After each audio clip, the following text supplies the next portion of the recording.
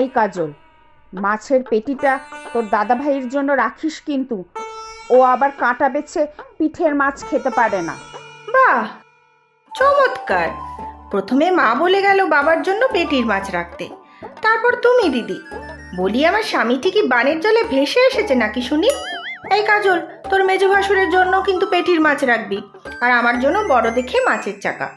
আচ্ছা দিদি ভাই, তাই রাখবো। ও, আর আমার বেলা আমার জন্য বেশ বড় দেখে একটা রাখবি, মাথার পরের পিসটাই। কিন্তু বড়দি ভাই, ওটা তো মা নিজের জন্য বলে গেলেন, তাহলে? তাহলে আর কি, সংসারের কর্ত্রী উনি, ওনার কথার কি আর নড়চড় হবে? তাহলে তার পরেরটাই আমার। না রে কাজল, তোকে কিন্তু আমি আগে বলেছি, না হলে কিন্তু আমি ছাড়বো না। আর আমি বুঝি ছেড়ে দেবো ভেবেছিস? দেখলি কাজল, এই বড়দিটা সবসময় আমাকে হিংসে করে। বাড়ির বড় বউ বলে খুব দম্ভ, মাটিতে আর পা পড়ে না। ও, আর তুই বা কম কিসে? মেজো বউ না তো, মনে হয় এবাড়ির হত্যা কর্তা। জানিস তো কাজল, প্রথম প্রথম এসে তোর শাশুড়ি মাকে খুব তেল দিত। আহারে, আমার দায় পড়েছিল। কত বড় বাড়ির মেয়ে আমি, নেহাতি বড়টা ইঞ্জিনিয়ার বলে এ বাড়িতে বিয়ে দিয়েছিল। মা তো আমাকে তখন মাথায় করে রাখতো। ডাহা মিথ্যে কথা বলছে রে কাজল, মা মোটেও ওকে পাত্তা দিত না। ওর বাপের বাড়ির লোকজনকেও বিশেষ পছন্দ করতো না।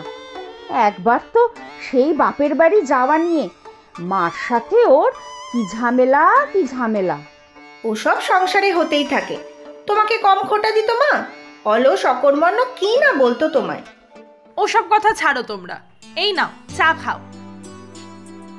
আমার এদিকের কাজ শেষ, মায়ের পুজো শেষ হয়ে গেলে একসাথে সবাইকে খেতে দিয়ে দেব। সত্যি রে কাজল, তুই এই বাড়িতে আসার পর থেকে রান্নাঘরের রোজকার ঝগড়া ঝামেলা সব বন্ধ হয়ে গিয়েছে। আগে রান্নাঘরের কাজ নিয়ে মার সাথে আমাদের দুজনের রোজই তুলকালাম চলতো। তোর ভালো লাগে রোজ রোজ এতজনের রান্না করতে? হ্যাঁ, খুব ভালো লাগে। নিজের পরিবারের সবাইকে নিজের হাতে রেঁধে খাওয়াবো, তাতে কম তৃপ্তি? আর ছোটর মা তো আছেই, হাতে হাতে সব গুছিয়ে দেয়। রান্না করতে কি আর এমন লাগে? আজকাল তো আমার আর এবার কোনো কাজই নেই, রান্নাঘরে ঢুকতেই হয় না। হ্যাঁ রে কাজল, তোর মতলবটা কি বলতো?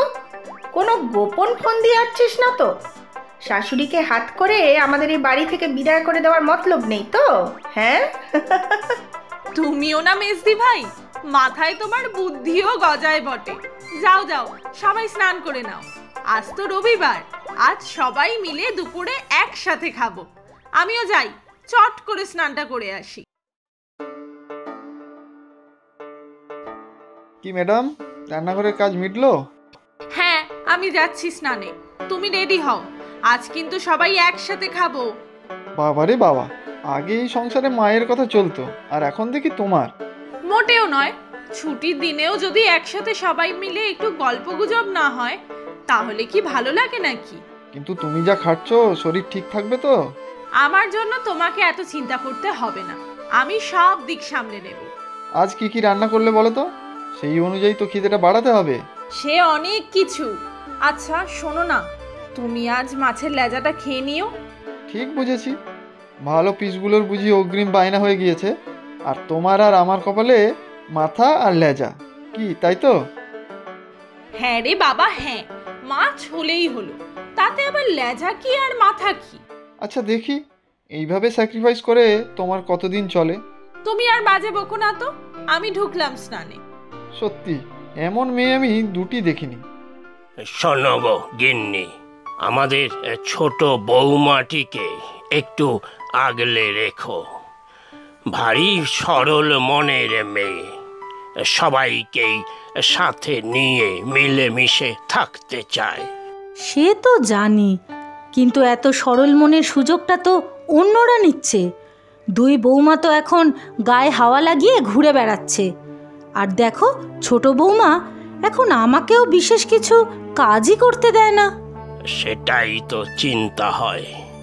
আমরা মনে হচ্ছে মেয়েটার উপর বেশি জুলুম করে ফেলছি। ভাবি, কি মেয়ে, আজ বিয়ে করে এ বাড়িতে এসে কি হয়েছে? তা ঠিক, ওকে ছোটবেলা থেকেই চিনি আমরা। সত্যিই ভাবা যায় না। চলো খেতে যাই, না হলে আবার কাজল ভাত বেড়ে বসে থাকবে। এখন কেন? আগে যখন আমি বলতাম ছুটির দিনে সবাই একসাথে বসে খাওয়ার কথা, তখন তো তোমাদের সময়ই হতো না। তা যাই হোক, আমার কিন্তু বেশ খুশিই লাগছে। চলো চলো। কি গো দিদি, এ বাড়ির আদরের ছোট বৌমাটি কোথায়? আমাদের তাড়াতাড়ি আসতে বলে নিজেই গায়েব। তাই তো দেখছি। আচ্ছা শোন রেবা, তখন যে বলছিলি সেটা কি হতে পারে? সেই তখন থেকেই কথাটা আমার মাথায় ঘুরছে। কোন কথা? ওই যে কাজলকে বললাম শাশুড়িকে হাত করে বাড়ির দখল নিতে চায় নাকি, সেই কথা? হ্যাঁ, কিন্তু সেটা তো হতেও পারে। তখন আমাদের কি হবে বলতো? এই বাড়ি ছাড়া আমাদের তো মাথা গোজার জায়গা নেই কোথাও। আর দেখো না, বাবা মা দুজনেই কাজল বলতে অজ্ঞান। আচ্ছা তুমিই বলো দিদি, কাজল শুধু ওনাদের কেন, আমাদেরও যা যত্ন নেয় তেমনটি আগে কোথাও দেখেছো? তাই তো ভাবছি, কিছু মতলব তো নিশ্চয়ই আছে। এত ভাব তো মোটেও ভালো নয়। কি করা যায় বলো তো দিদি? দাঁড়া, একটু চোখে চোখে রাখতে হবে, আর মার কাছ থেকেও খবর বার করতে হবে, গোপনে আবার কিছু ষড়যন্ত্র চলছে কিনা আমাদের বিরুদ্ধে। কি গো, তোমরা চলে এসেছো আগেই? ইস, আমার একটু দেরি হয়ে গেল।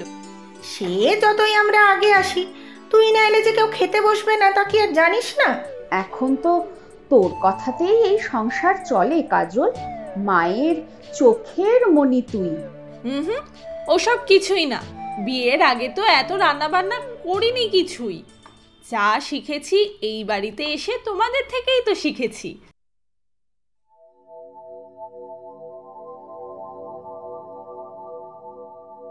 এই তো সবাই এখানে, চলো চলো খেতে বসে যাই। কই মা, আগে তো আপনাকে ডাকতে ডাকতে গলা ব্যথা হয়ে যেত, ঠাকুর ঘরের পুজোই শেষ হতো না আপনার। এবার কাজল একবার ডাকতেই চলে এলেন। বুঝলে না দিদি, কাজল এখন মায়ের বড় প্রিয়। মায়ের পছন্দের মাছের পেটি সরিয়ে রেখেছে, তাই মা ওকে বেশি ভালোবাসে।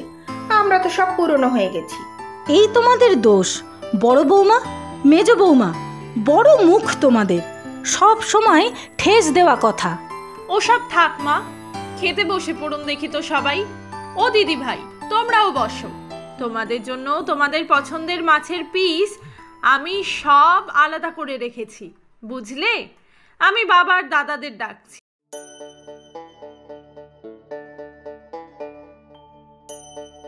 নাও, চাটা নাও।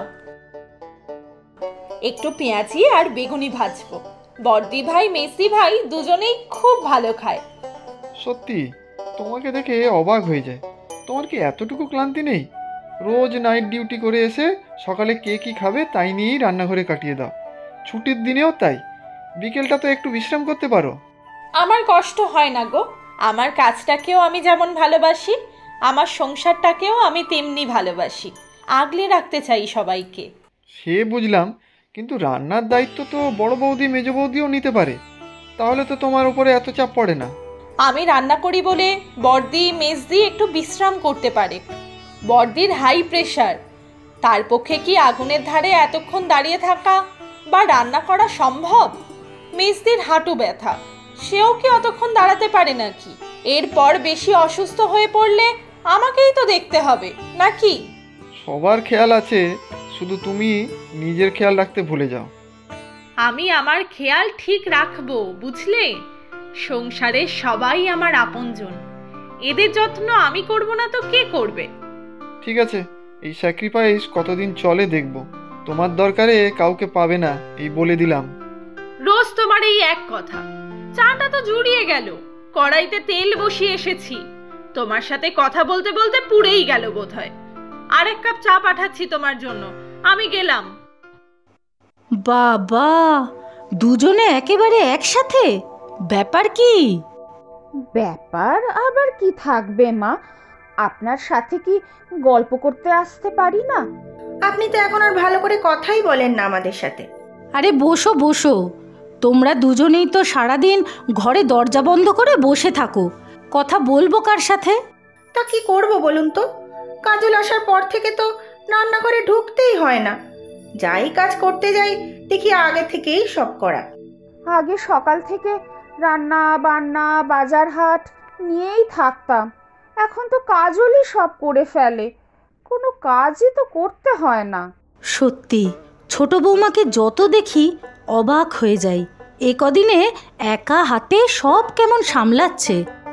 জানতাম আপনি সব সময় কাজলের হয়ে কথা বলবেন, আমরা যেন আর ঘর সংসার করি না। আহা তা কেন, তোমরা দুজনেই করেছো, তবে কাজল যেমন একা হাতে ঘরে বাইরে সব সামলায় তা কি তোমরা অস্বীকার করতে পারবে? তা ঠিক, মুখে সব সময় হাসি। আমার তো বাবা সবার এত ফাই ফরমাস খাটতে হলে মাথা গরম হয়ে যেত। সারা রাত কাজ করে এসে আবার সারাদিন রান্না করা ওই কাজলই পারে, আমার দ্বারা হবে না। আর তোমরা সুযোগ পেলেই ওকে কথা শোনাও।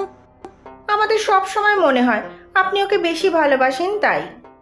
আমাদের সাথে আর ভালো করে কথা বলেন না। তোমরা তিনজনেই সমান আমার কাছে, কিন্তু একটু চিন্তা হয় আমার কাজলের জন্য। ওর ওপর মনে হয় বেশি চাপ দিয়ে ফেলছি আমরা। এত গুণী মেয়ে আমাদের বাড়িতে এসে কি হয়ে গেল?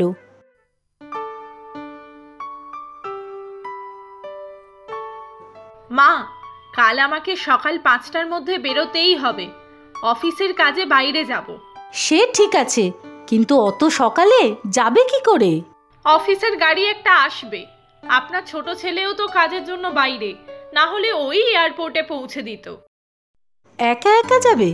আচ্ছা ঠিক আছে, সাবধানে যেও তাহলে।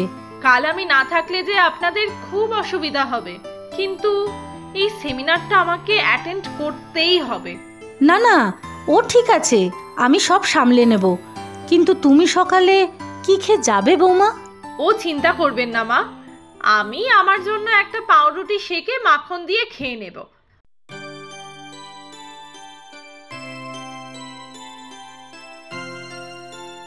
এ কি বড়দি মেজদি, তোমরা এত সকালে রান্নাঘরে? ওরে রেবা, তোর হলো? দেখ কাজল তো রেডি প্রায়। এই তো হয়ে গেছে দিদি। এই কাজল, খাবার টেবিলে গিয়ে বস দেখি। তোমরা কি করছো আমাকে একটু বলবে? তুই এত সকালে কি না খেয়ে বেরোবি? তোর জন্য খাবার বানাচ্ছি।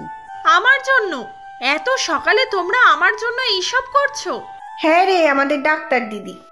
কত বড় ডাক্তার তুই, হসপিটাল রোগী সব সামলে আমাদের এত বড় বাড়ির সব সামলাচ্ছিস, একদিন আমরা তোকে রেঁধে খাওয়াতে পারবো না? কাল মায়ের কাছে যখন শুনলাম তোকে আজ ভোরে দিল্লি যেতে হবে, তখনই আমরা ঠিক করে নিয়েছি তোকে না খাইয়ে পাঠাবো না। আর শোন, খাওয়ার প্যাকও করে দিয়েছি, পৌঁছতে তো দেরি হবে। তা হবে, আর পৌঁছেই কনফারেন্স অ্যাটেন্ড করতে হবে, রাত্রে অবশ্য ফিরে আসবো, কিন্তু তা বলে তোমরা? কেন রে, আমরা কি তোর দিদি ভাই নই? তুই আমাদের জন্য এত কিছু করিস, আর তোর জন্য আমরা এইটুকু করতে পারবো না? হ্যাঁ দিদি ভাই, করতেই তো পারো।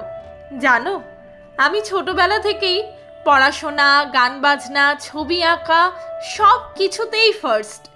ডাক্তার হওয়ার পরেও সবাই বলে আমিই নাকি সেরা।